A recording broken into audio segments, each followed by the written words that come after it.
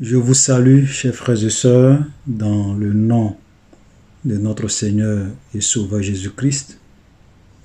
Je voudrais dire merci à tous ceux qui nous suivent, à ceux aussi qui nous encouragent et qui apprécient ce que nous faisons. Voilà, que le Seigneur vous bénisse abondamment. Continuez aussi à partager nos vidéos selon que vous avez la conviction. Si vous avez regardé une vidéo qui vous a vraiment touché, n'hésitez pas à la partager autour de vous pour que d'autres personnes aussi puissent être édifiées. Voilà. Alors nous allons parler aujourd'hui d'un sujet qui n'est pas trop abordé, un sujet dont on a peur souvent de parler, un sujet ou un message qui a pratiquement aujourd'hui disparu dans nos églises. Et ce sujet-là, c'est le sujet de l'enfer et du feu éternel. L'enfer et le feu éternel. Souvent, on veut toujours prêcher aux gens l'amour de Dieu. On veut toujours prêcher aux gens la compassion de Dieu. Ce qui fait que, parce qu'on ne veut pas en fait leur faire peur, voilà. On se dit que vaut mieux prêcher aux gens l'amour de Dieu que de leur prêcher l'enfer, le feu éternel, le lieu de torture. Mais la vérité, c'est que Jésus n'a pas eu cette approche. Celui qui est mort pour nous, que nous suivons, n'a pas eu cette approche. Quand nous lisons les évangiles, nous voyons que Jésus a constamment et a très souvent parlé de l'enfer et du feu éternel pour nous mettre en garde, pour nous prévenir de ce danger imminent qui rôde autour de chaque être humain qui vit dans ce monde. Jésus a prêché sur ce malheur, j'ai envie de même dire plus qu'un malheur, qui rôde autour de chaque être humain durant sa vie sur cette terre. Et donc nous ne devons pas avoir peur. Nous ne devons pas aussi nous retenir de prêcher ce que Jésus a prêché, d'enseigner ce que Jésus a enseigné. Parce que quand on aime une personne, on ne lui cache pas la vérité. On lui dit la vérité, on lui prêche la vérité, on le prévient, on le met en garde. Maintenant, la personne peut en faire ce qu'elle veut. Voilà. Mais toujours est-il que nous avons le devoir de prêcher tout le conseil de Dieu. Paul pouvait dire aux anciens d'Éphèse, quand il les a appelés, avant qu'ils ne partent à Jérusalem, il leur a dit, je suis libre, ok, ou bien même, je suis libre de votre sang. Pourquoi? Parce que je vous ai prêché tout le conseil de Dieu. Ça veut dire que j'ai plus votre sang sur ma main. Pourquoi? Parce que je vous ai prêché tout le conseil de Dieu. Donc il est important pour nous d'aussi prêcher tout le conseil de Dieu.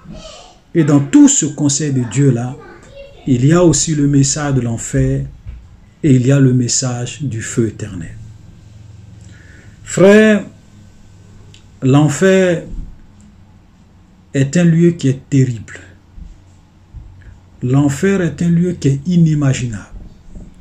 L'enfer est un lieu dont nous-mêmes qui parlons, dont nous-mêmes qui prêchons, nous ne pouvons pas imaginer, nous ne pouvons pas comprendre les profondeurs de ce que tous ceux qui y vont, ou bien de ce que tous ceux qui iront dans ce lieu vont subir comme torture. Et c'est l'une des raisons, j'ai envie de dire, c'est la raison qui a fait que Jésus est venu mourir dans ce monde, parce que la Bible nous dit, car Dieu a tant aimé le monde qu'il a donné son Fils unique, afin que quiconque croit en lui ne périsse point, mais qu'il ait la vie éternelle. Donc Jésus est venu mourir pour ne pas que les gens puissent aller dans ce lieu de torture. Les gens puissent aller dans le feu éternel. Les gens puissent aller à la mort éternelle. Donc aujourd'hui nous allons vraiment voir quelques vérités sur l'enfer, sur la base des enseignements de Jésus, sur la base des Saintes Écritures. C'est quoi l'enfer? Ceux qui vont à l'enfer, à quoi ils doivent s'attendre? Qu'est-ce qui se passe à l'enfer? Quelles sont les réalités de ceux qui y vont? Quelles sont les réalités, pardon, que ceux qui y vont subir? Et nous verrons ensuite quelles sont les catégories de personnes qui iront dans ce lieu. Et comment échapper à ce lieu de torture éternelle. Nous allons déjà voir ce que Jésus a un peu dit sur ce lieu. Voilà, donc quand je vais parler de l'enfer, je vais parler en même temps de deux choses. Je vais parler du séjour des morts, de l'enfer et du feu éternel. Parce que c'est deux lieux différents. Ceux qui meurent aujourd'hui vont dans le séjour des morts, à l'enfer, dans un lieu de souffrance temporaire, avant le jugement dernier, où ils seront jetés dans le feu de la géhenne, le feu éternel. Donc, quand je vais dire enfer ou bien quand je vais dire le feu éternel, je vais regrouper ces deux-là en une seule chose. Voilà. Parce que ceux qui vont à l'enfer vont finir leur vie dans le feu éternel. Donc, ça sera les deux. Donc, quand je vais parler, quand je vais dire l'enfer ou le feu éternel, ça sera de façon, c'est de là. Donc, je les regroupe en même temps. Ok? Voilà, je ne vais pas faire de distinction. Donc, qu'est-ce que Jésus nous enseigne et nous apprend sur ce lieu? Nous pouvons lire, par exemple, dans Matthieu chapitre 5, à partir du verset 29. Jésus dit, il dit par exemple au verset 28, Matthieu 5, verset 28, « Mais moi, je vous dis que quiconque regarde une femme pour la convoiter a déjà commis un adultère avec elle dans son cœur. » Verset 9, « Si ton œil droit est pour toi une occasion de chute, arrache-le et jette-le loin de toi, car il est avantageux pour toi qu'un seul de tes membres périsse et que tout ton corps entier ne soit jeté dans la géhenne. » Vous imaginez ça? Le Seigneur Jésus-Christ est en train de dire que entre avoir un œil ôté, arraché, et avoir tout son corps entier et être jeté dans le feu de la géhenne, il est avantageux, il est mieux d'avoir un œil arraché et vivre sur cette terre que d'avoir tout son corps entier et être jeté dans le feu de la géhenne. Vous imaginez ça? Cela nous montre combien de fois ce lieu est un lieu qu'on ne peut même pas souhaiter à notre plus pire ennemi. C'est un lieu de souffrance éternelle et de souffrance inimaginable. Au verset 30, il dit, « Si ta main droite est pour toi une occasion de chute, coupe-la et jette-la loin de toi, car il est avantageux pour toi qu'un seul de tes membres périsse et que tout ton corps entier n'aille dans la géhenne. » Frère, voilà la vérité que Jésus est en train de nous dire.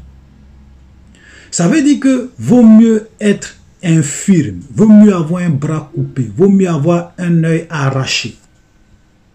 C'est plus avantageux pour nous, c'est mieux pour nous que d'avoir tout notre corps être jeté dans le feu de la géhenne.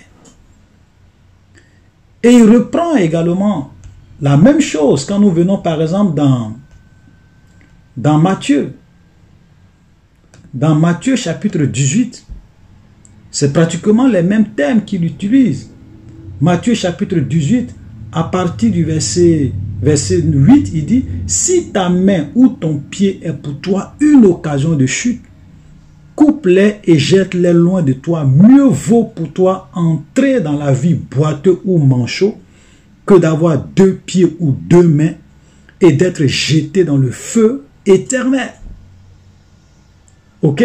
Et si ton œil est pour toi une occasion de chute, arrache-le et jette-le loin de toi. Mieux vaut pour toi entrer dans la vie n'ayant qu'un œil que d'avoir 2 yeux et d'être jeté dans le feu de la géhenne. Vous comprenez? Ça, c'est Jésus qui parle. Pourquoi il le dit? Parce que Jésus sait de quoi il parle.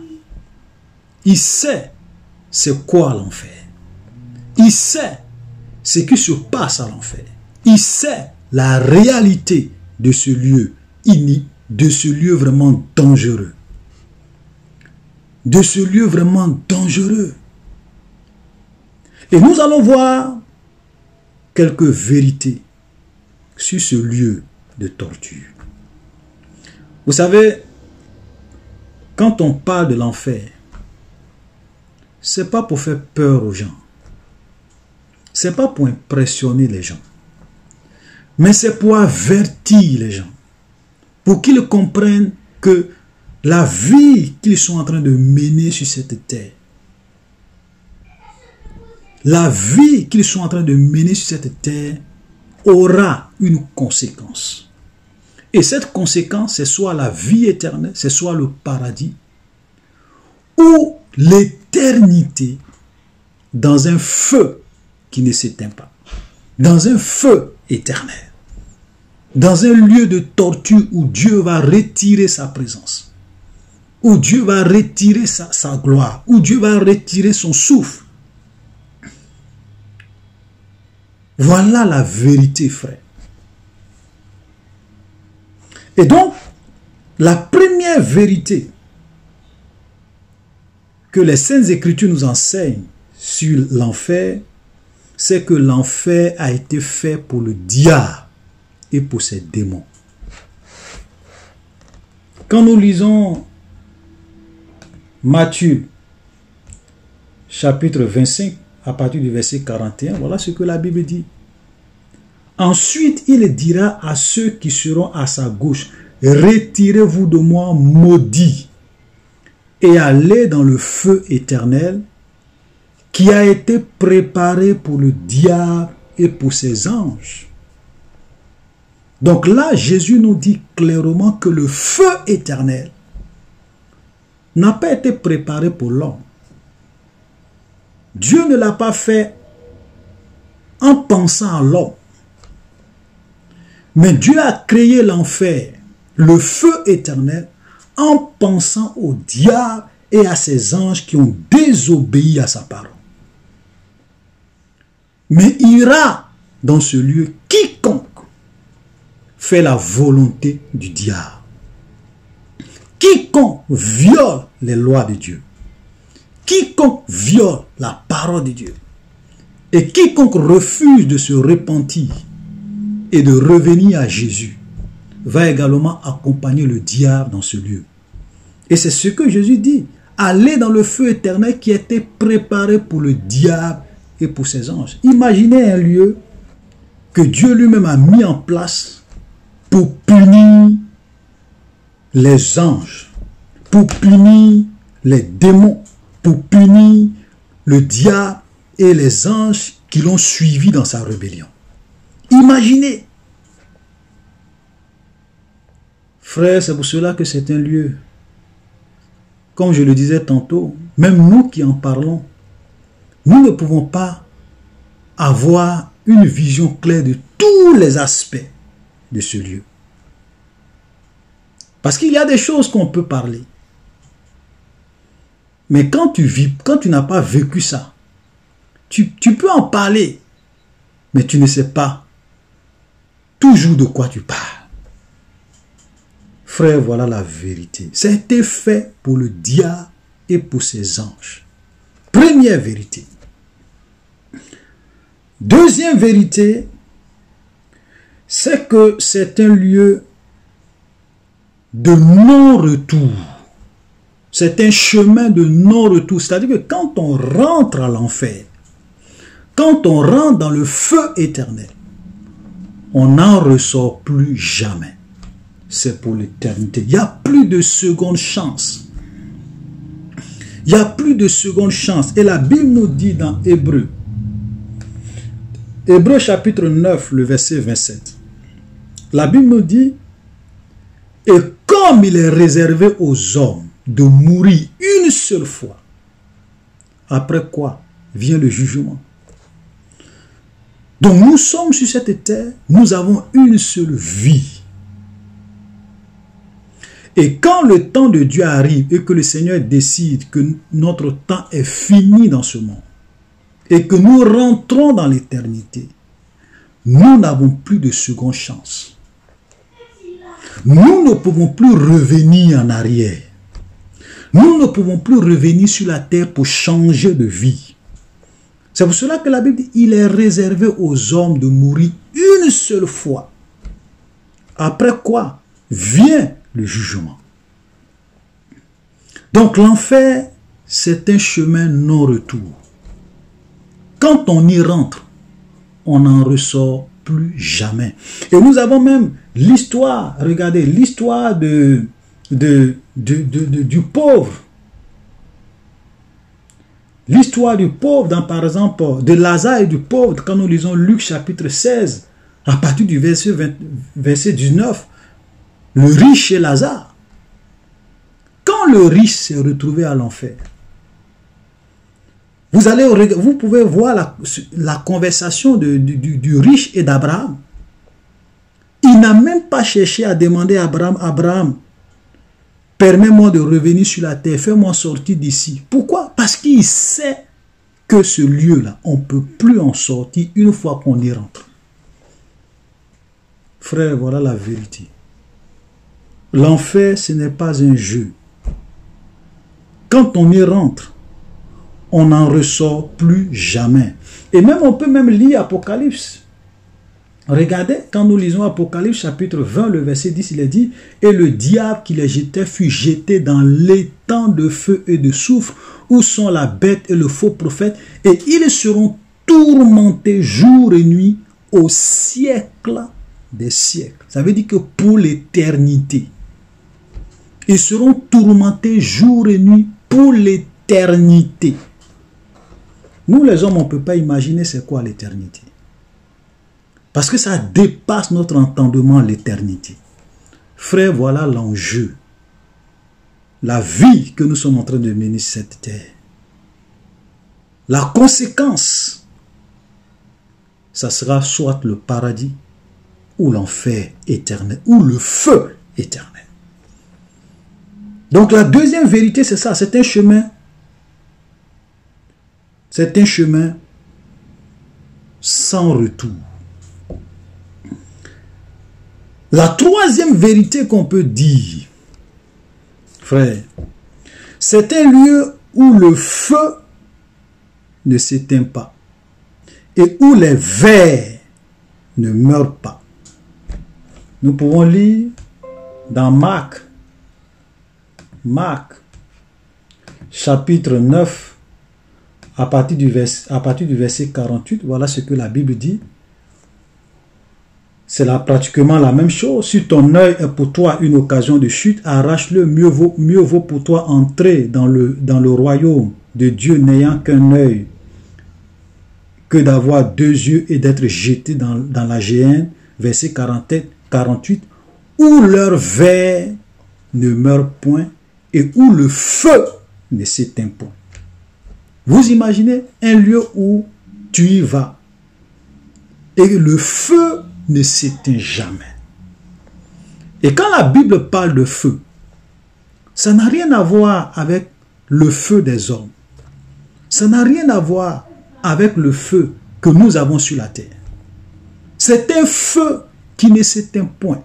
Et au milieu de ce feu, et même dans ce feu, vous avez des vers. Vous avez des vers qui vont ronger vos corps, qui vont entrer dans vos corps, qui vont sortir et qui ne peuvent pas mourir pour encore vous torturer, pour ajouter de la souffrance. Frère, c'est pour cela que je disais tantôt que c'est vraiment inimaginable. On ne peut même pas imaginer ce qui se passe dans ce lieu. Où le ver ne meurt point et où le feu ne s'éteint point. Ça, c'est Jésus qui parle. Alléluia. Une autre vérité que nous devons savoir quand nous regardons la justice de Dieu, c'est un lieu où il aura différents degrés de souffrance et de punition. Différents degrés de souffrance et de punition.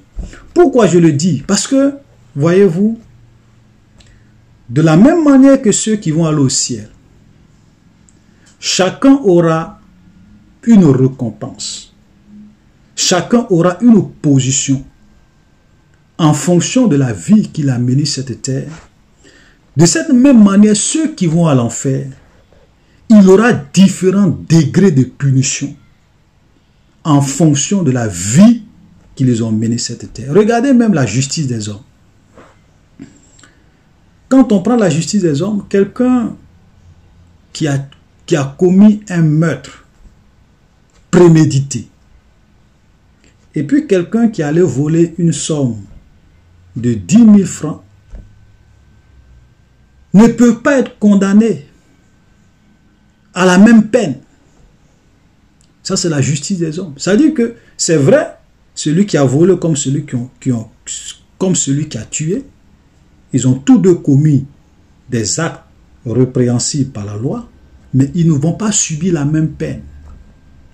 Donc ceux qui vont à l'enfer, frère, non, il aura différents degrés de punition, différents degrés de souffrance, parce que Dieu sera juste dans son jugement. Dieu, il n'y a pas quelqu'un qui est plus juste que Dieu. Voilà la vérité.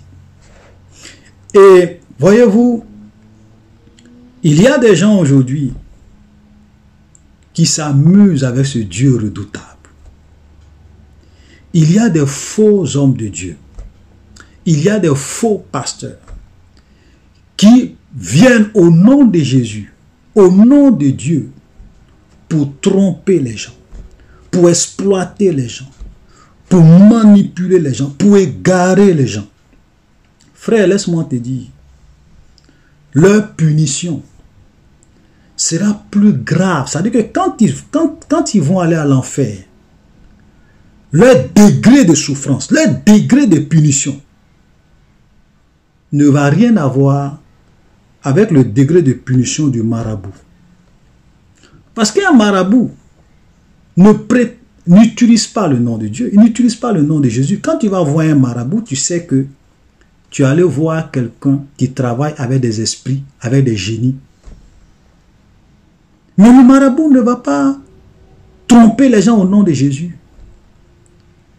C'est pour cela que ceux qui viennent tromper les gens au nom de Jésus, les faux prophètes, les faux pasteurs, frères, leur degré de punition à l'enfer, ça sera terrible.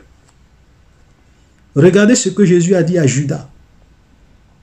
Jésus a dit à Judas, le Fils de l'homme s'en va, selon ce qui est écrit de lui. Mais malheur à l'homme par qui le Fils de l'homme est livré.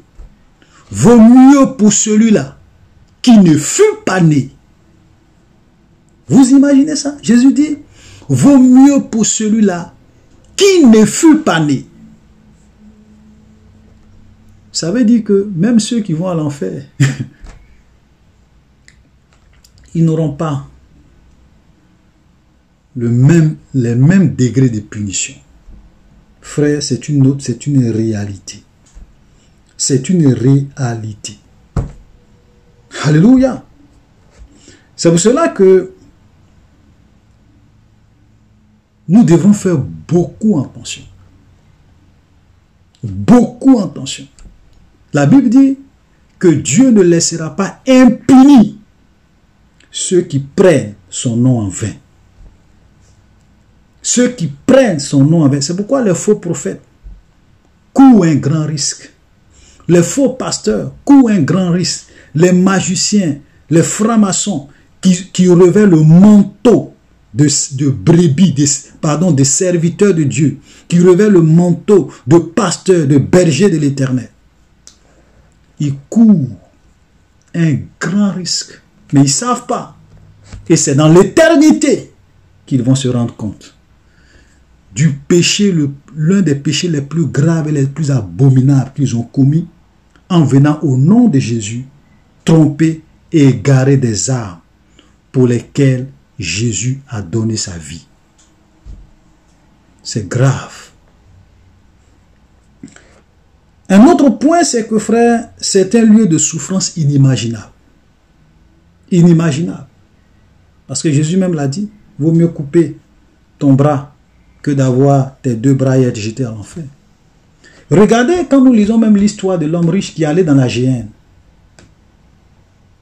Voilà ce que la Bible dit dans Luc 16, le verset 24. Il s'écria, ça c'est l'homme riche, il s'écria, Père Abraham, aie pitié de moi et envoie. On reprend, verset 24, il s'écria, Père Abraham, aie pitié de moi et envoie Lazare pour qu'il trempe le bout de son doigt dans l'eau et me rafraîchisse la langue, car je souffre cruellement dans cette flamme. Je souffre cruellement dans cette flamme. Vous imaginez, sa souffrance est tellement grave que là même il ne demande pas un verre d'eau, il demande une goutte d'eau. Ça veut dire que même une goutte d'eau est une chose précieuse à l'enfer. Parce que l'enfer, c'est le lieu où il n'y a pas de l'eau, où il n'y a pas de repos, où il n'y a pas de nourriture, où il n'y a pas de l'eau. Il dit une goutte d'eau. Et ceux qui vont à l'enfer, frère, la mémoire n'est pas oubliée. Ceux qui rentrent dans l'éternité, dans le feu éternel, se souviennent de la vie qu'ils ont menée sur la terre. Regardez, parce qu'Abraham va lui dire, et regardez, il dit, Abraham, par exemple, va lui dire, quand il va dire ça à Abraham, Abraham répondit, mon enfant, souviens-toi que tu as reçu des biens pendant ta vie et que Lazare a eu les maux pendant la sienne. Maintenant, il est ici consolé et toi, tu souffres. D'ailleurs, il y a entre nous et vous un grand abîme, afin que ceux qui voudront passer d'ici vers nous ou de là vers vous ne puissent le faire. Mais Abraham lui dit, souviens-toi. Quand Abraham lui dit, souviens-toi, ça veut dire qu'il se rappelle. Il sait la vie qu'il a menée. Et lui, une autre preuve, regardez, il dit, au verset 27, le riche dit, je te prie donc, Père Abraham, d'envoyer Lazare dans la maison de mon père, car j'ai 5 frères. Vous voyez, même dans le lieu de souffrance, il se rappelle qu'il a 5 frères sur la terre. Donc la mémoire n'est pas oubliée. Frère, Jésus a vu ce lieu. Dieu a vu ce lieu. C'est pour cela qu'il a envoyé son fils mourir pour racheter les hommes. Pour ne pas que les hommes puissent aller dans ce lieu qui a été préparé pour le diable et pour ses anges. Maintenant, pour qu'on puisse aller un peu vite, quels sont ceux ou bien les catégories de personnes qui vont aller à l'enfer? Frère, on va donner juste quelques catégories de personnes. Ce n'est pas une liste exhaustive. Nous prenons par exemple Galates, chapitre 5, le verset 19. Voilà ce que la Bible dit. Or, les œuvres de la chair sont manifestes. Ce sont l'impudicité, l'impureté, la dissolution, l'idolâtrie, la magie, les inimitiés, les querelles, les jalousies, les animosités, les disputes, les divisions, les sectes, l'envie, l'ivrognerie, les excès de table et les choses semblables. Je vous dis d'avance, comme je l'ai déjà dit, que ceux qui commettent de telles choses n'hériteront point le royaume de Dieu. Donc déjà, tous ceux qui commettent ces choses, qui sont dans les divisions, qui sont dans les animosités, dans les querelles, qui sont dans la magie, dans la franc-maçonnerie, dans la rose-croix, dans les sciences occultes, dans la sorcellerie, dans l'idolâtrie, dans l'impureté, dans l'impudicité, dans les adultères, même ceux-mêmes qui se disent qu'ils ont accepté Jésus-Christ et qui vivent dans le péché, Paul dit qu'ils ne vont pas entrer dans le royaume de Dieu. Alors que si tu ne rentres pas dans le royaume de Dieu, tu as une seule option qui te reste, c'est d'aller à l'enfer, dans le feu éternel. Donc voilà déjà les catégories de personnes qui vont aller à l'enfer. Nous pouvons encore lire 1 Corinthiens, chapitre 6, à partir du verset 9, qui nous dit « Ne savez-vous pas que les injustes n'hériteront point le royaume de Dieu? Ne vous y trompez pas. Ni les ravisseurs, ok? Ne vous y trompez pas, pardon, ni les impudiques, ni les idolâtres, ni les adultères, ni les efféminés, ni les infâmes, ni les voleurs, ni les cupides, les gens qui aiment l'argent, qui vivent pour l'argent, qui pensent l'argent. Tout leur but dans ce monde, c'est l'argent, les choses de ce monde. Ni les ivrognes, ni les outrageurs, ni les ravisseurs n'hériteront le royaume de Dieu. Donc voilà encore une autre catégorie de personnes qui vont aller dans ce lieu de torture éternelle. Une autre catégorie de personnes que nous pouvons voir se trouve par exemple dans Apocalypse chapitre 21 à partir du verset 8. Voilà ce que la Bible dit. Mais pour les lâches, les incrédules, les abominables, les meurtriers, les impudiques, les enchanteurs. Et ça, dans les enchanteurs, vous avez beaucoup de pasteurs qui vont prendre des pouvoirs mystiques et diaboliques pour venir faire des miracles, pour venir tromper les gens.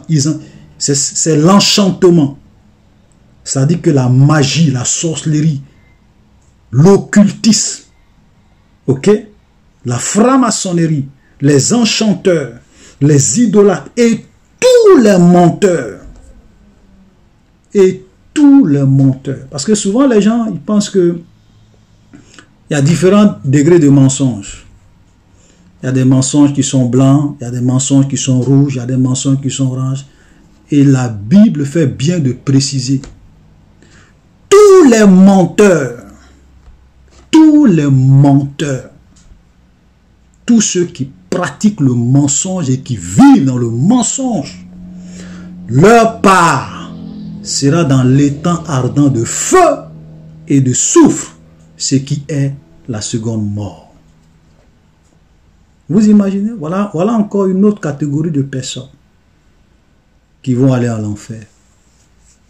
Une autre catégorie que nous pouvons aussi voir rapidement, ça c'est Jésus même qui parle, il dit,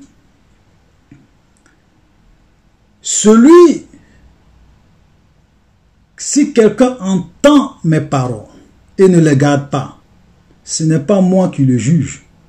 Je suis venu non pour juger le monde, mais pour sauver le monde. Donc Jésus est venu donner sa vie pour sauver le monde. Donc si on le rejette, si on ne l'écoute pas, si on refuse le salut qu'il nous donne, il dit, celui qui me rejette et qui ne reçoit pas mes paroles à son juge, la parole que j'ai prononcée, c'est elle qui va le juger au dernier jour. Ça veut dire que tous ceux qui ont eu l'opportunité et l'occasion d'entendre la bonne nouvelle de Jésus, d'entendre le salut au nom de Jésus, et qui ont refusé Jésus, qui ont refusé le salut de Jésus, qui ont refusé le message de Jésus, qui n'ont pas cru en son message. Ils ont déjà les juges. La parole qu'ils ont entendue, c'est cette même parole qui va les condamner au dernier jour. Donc tous ceux qui ont rejeté Jésus, qui ont eu l'occasion d'entendre l'évangile et qui ont rejeté, vont aussi se retrouver dans ce lieu éternel. Maintenant, comment échapper à ce lieu? C'est ça, c'est vrai. On a parlé de l'enfer, on a parlé de ceux qui vont partir, mais comment on fait pour ne pas un jour aller là-bas? Alléluia, c'est une bonne question.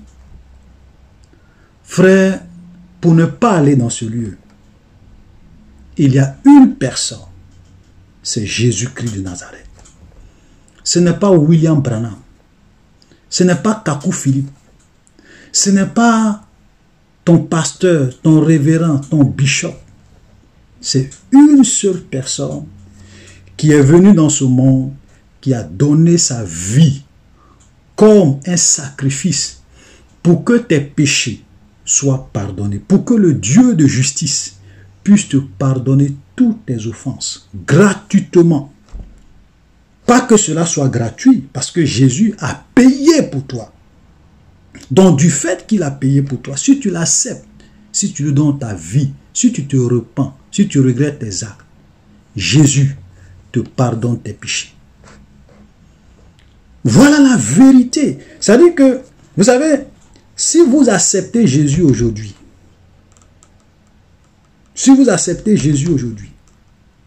et que vous lui demandez pardon,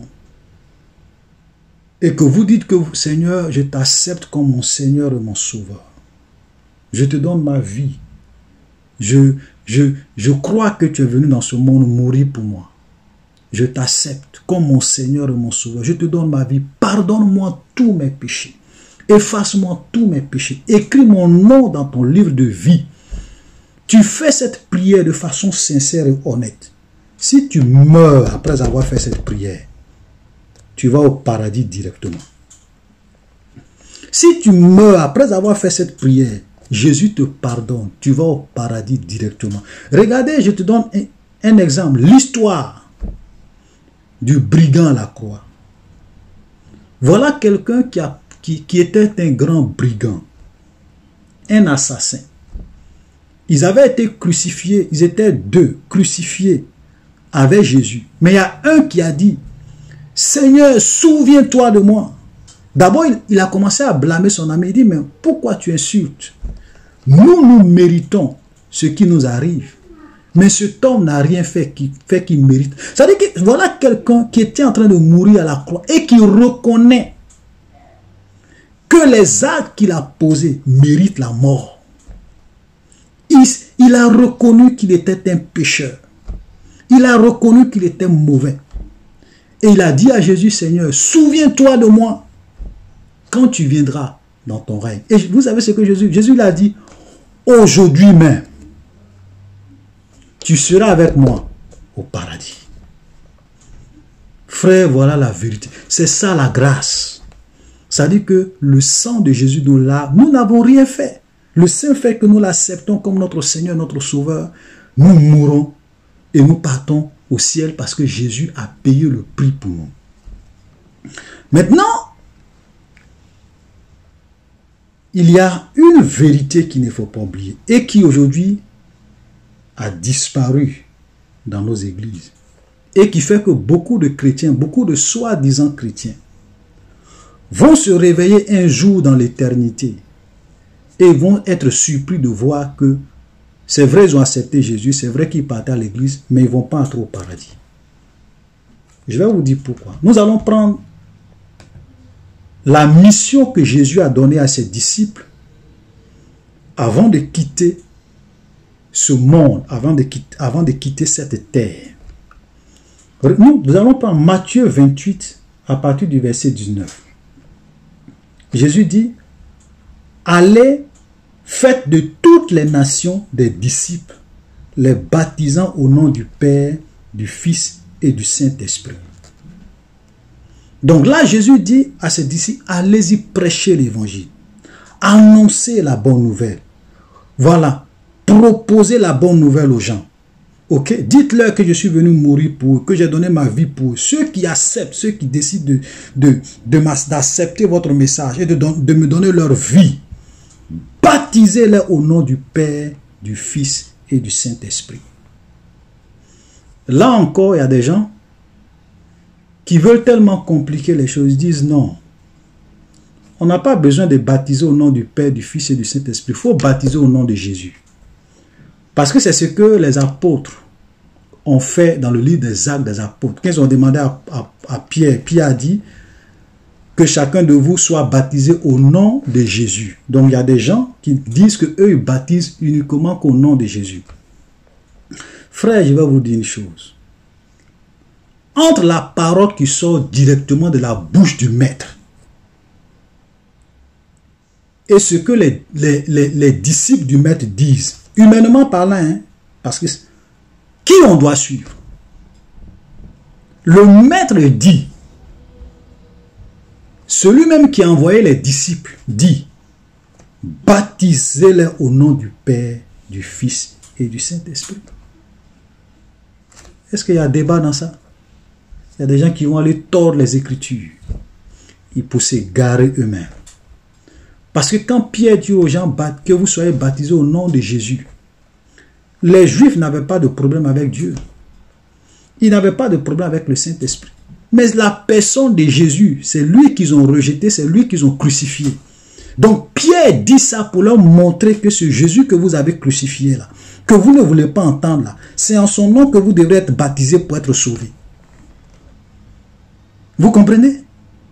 Mais ils n'ont pas dit qu'on ne doit pas baptiser les gens au nom du Père, du Fils et du Saint-Esprit. Ça, c'était une parenthèse. Donc, allez-y leur annoncer l'évangile.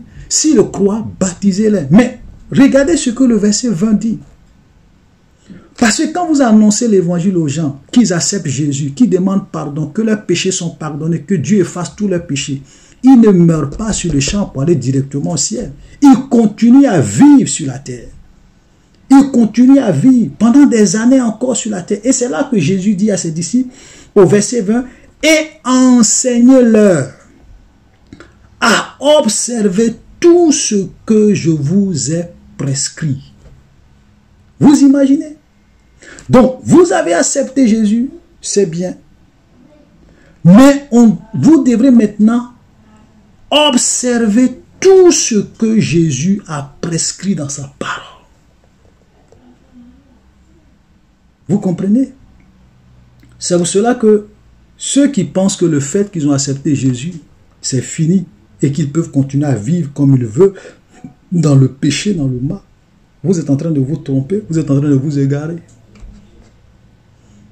Parce que le salut est une pièce de monnaie qui a deux faces. Il y a le fait que j'accepte Jésus. Ensuite, il y a le fait que je dois conformer ma vie par rapport à sa parole. Jacques pouvait dire que la foi sans les œuvres, elle est morte. La foi sans les œuvres, elle est morte. Donc nous devons croire, mais nous devons aussi vraiment apprendre à obéir au Seigneur, faire des progrès dans notre vie. Frère, voilà le chemin du salut. Renoncer à nous-mêmes, prendre notre croix et suivre Jésus. Voilà le chemin de la vie. Donc, frères et sœurs, voilà ce que j'avais à vous dire. Comme je l'ai dit, il y a un chemin pour être sauvé. Et ce seul chemin, c'est Jésus. Il suffit simplement qu'on croit dans notre cœur, qu'on confesse de notre bouche, qu'on donne notre vie à Jésus, qu'on demande pardon. Seigneur, tu me connais, tu connais ma vie. J'ai vécu pendant longtemps loin de toi. Je te demande pardon. Je te demande de me laver par ton sang. Je t'accepte comme mon Seigneur et mon Sauveur. Que ton sang me lave, que ton sang me purifie, ôte tous mes péchés. Écris mon nom dans ton livre de vie. Viens faire de moi ton habitation et conduis-moi dans l'obéissance à sa parole. Au nom de Jésus. Amen. Si vous avez fait cette prière de tout votre cœur, Dieu vous a pardonné. Maintenant, vous devrez lire sa parole et vivre une vie à la gloire de son nom. Et lui, Dieu, par son esprit, il vous aidera. Il vous aidera à marcher dans l'obéissance à sa parole. Donc, chers frères et sœurs, shalom, soyez bénis. À la prochaine.